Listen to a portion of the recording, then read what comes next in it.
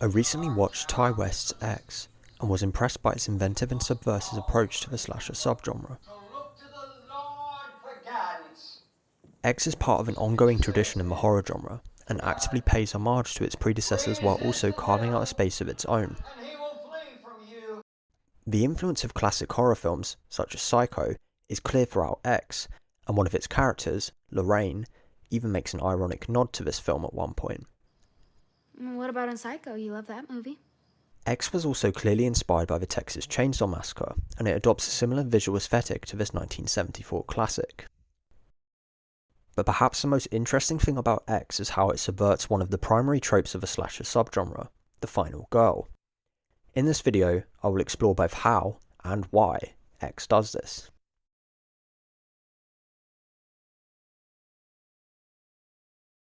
Nobody's coming to see this film for the plot. They're coming to see tits and ass. And a big dick. Perhaps now is the time for a bit of context. X is set in 1979 and takes place on a farm in rural Texas. We follow a group of young filmmakers as they go to the farm to shoot a pornographic film, before being killed one by the owners of the farm, an elderly couple named Pearl and Howard. One of the filmmakers, Lorraine, is singled out early on in the film as the most likely candidate for the final girl. For the first half of the film, her aversion to the promiscuity of the pornography they are shooting is apparent, and she actively questions the morality of what they are doing. Just saying. What about love? What about love? Well, don't y'all believe in it? Of course we believe in love. How can you love someone and still be with other people?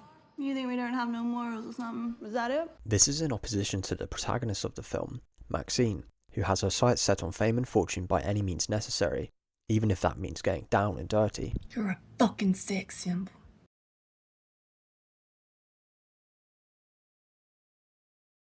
The final girl trope was first coined by Professor Carol Clover in her 1992 book Men, Women and Chainsaws to denote the archetype of the last girl alive in the slasher film. In this book, Clover identified a series of characteristics that were typical of the final girl in various horror films of the time. For one, the final girl tends to be both virtuous and virginal, and typically shuns drugs and sex. They are also usually brunettes, and sometimes have a unisex name.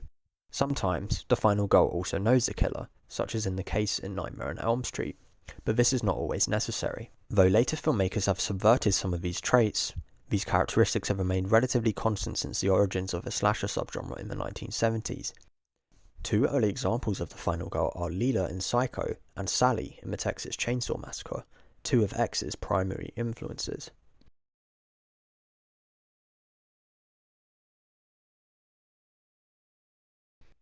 Though it appears that Lorraine is a clear contender to be the final girl, Ty West subverts the expectations of his audience in the final act of X by having his final girl be Maxine, even though she does not embody any of the characteristics that Clover ascribes to the typical final girl, aside, of course, from being a brunette.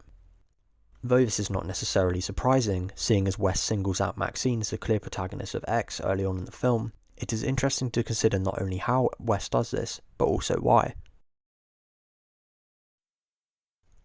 West further positions Maxine in opposition to this archetype by having her snort a line of cocaine as she drives away from the farm at the end of the film. Through doing so, he indicates that he is not afraid to put his own creative spin on some of the tropes that have made the slasher subgenre feel so tired and predictable in recent years. Though X is in many respects a conventional slasher film, the decision to cast Maxine as the final girl is characteristic of its ideological position.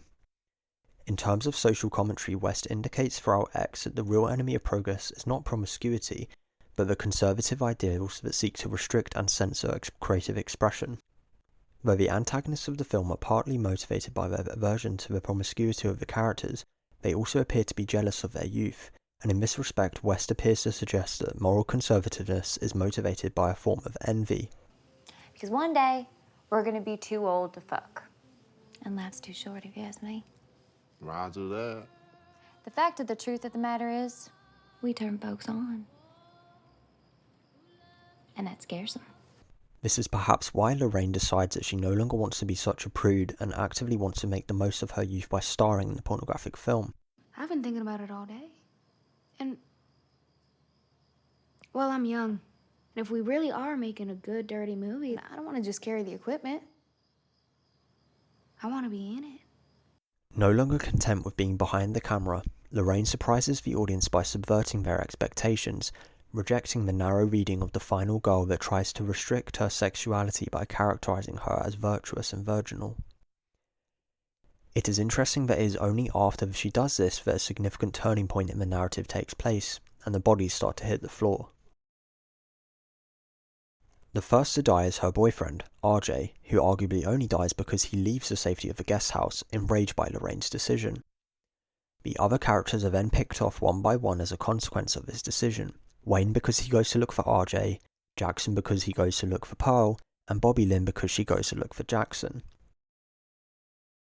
There is an argument to say that all of the characters, including Lorraine, ultimately die because of her decision. The only survivor at the end of X is Maxine, evincing how in the real world it is not only the virtuous and the virginal that survive, but ultimately those who are willing to take action.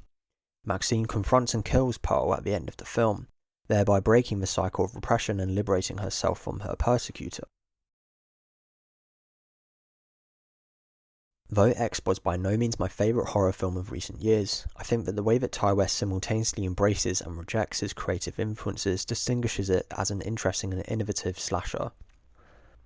For fans of X, I would highly recommend both the prequel, Pearl, which I think surpasses its predecessor in many respects, and the recent A24 release, Bodies, Bodies, Bodies, which turns a satirical lens to some of the tropes of a slasher subgenre in a way that feels remarkably in touch with the TikTok generation.